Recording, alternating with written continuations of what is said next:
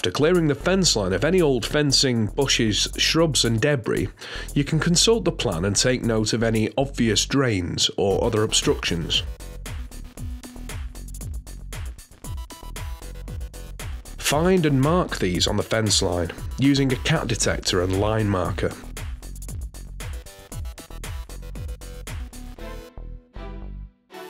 Measure the line, marking rough post positions, using a 6-foot batten.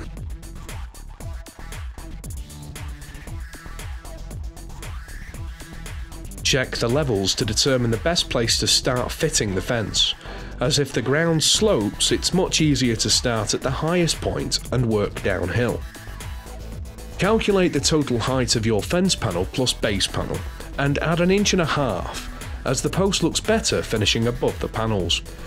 Then mark the inside of the slot, indicating where the bottom of the base will sit. Next, measure the post from the lower mark to the end of the post, and add 1 inch. This will give you the depth of the hole to dig. Dig a shallow trench to accommodate your first base panel.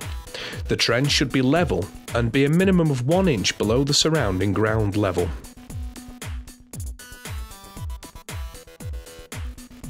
Now you can dig your first post hole.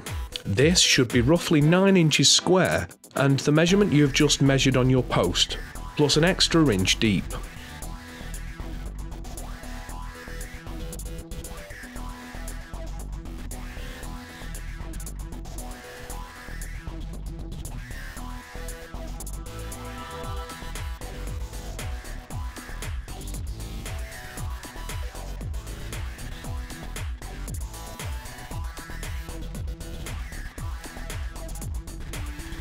Next, mix your concrete. Add and mix 1.5 shovels of cement to a bag of scalpings before adding water to achieve an even and firm but sticky consistency.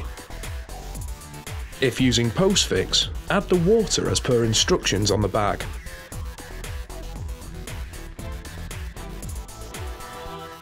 Put about 2 inches of concrete into the bottom of the hole.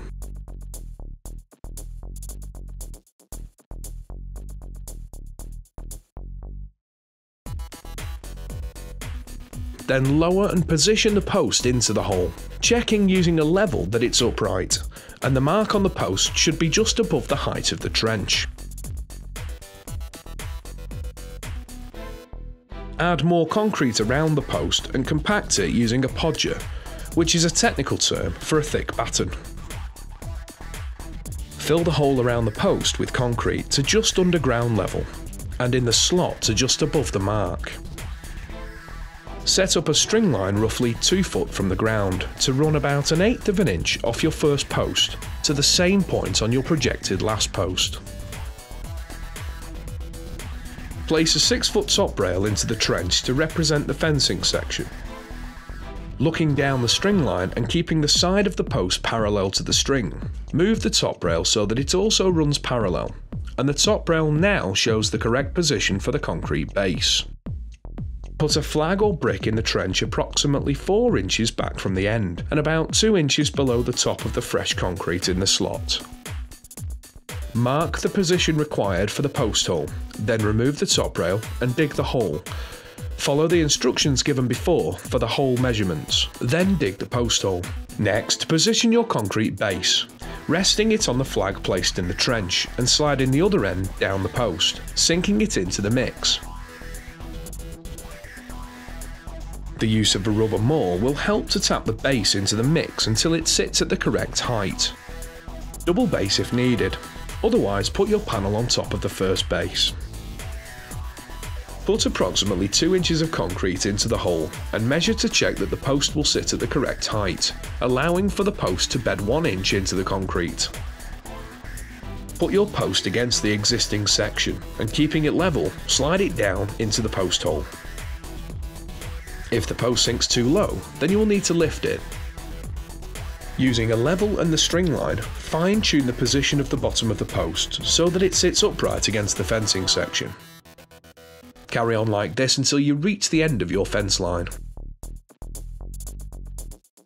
Fitting your last post may not be necessary if you can work to an existing post, or if you're working to a wall or other vertical surface.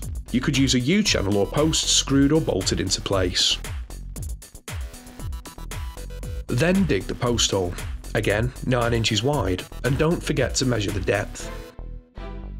Put the 2 inches of concrete into the hole for the post to sit in, and lower your post into it.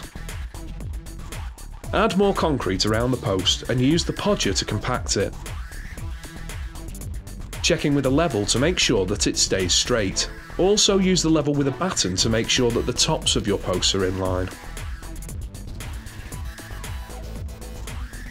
Once your post is fitted, measure between the top and bottom of the posts and order your short panel and base from Cocklestorm fencing. We can make them to your specified sizes.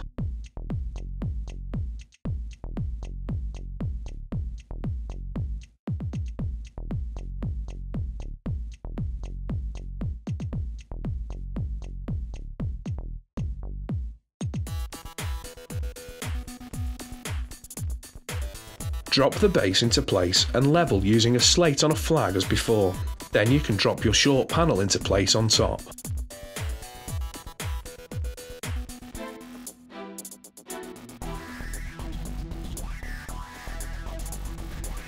Finally, benching up. This can be done at the end or as you go along, but to bench up you will need to place concrete under the end of the base supported on the flag. This means both ends of the base panel are concreted directly to the post and will stop any movement over time. Then spread the soil removed from the hole along the fence line, bringing it to the same level as the existing ground. Then relax. That's a job well done.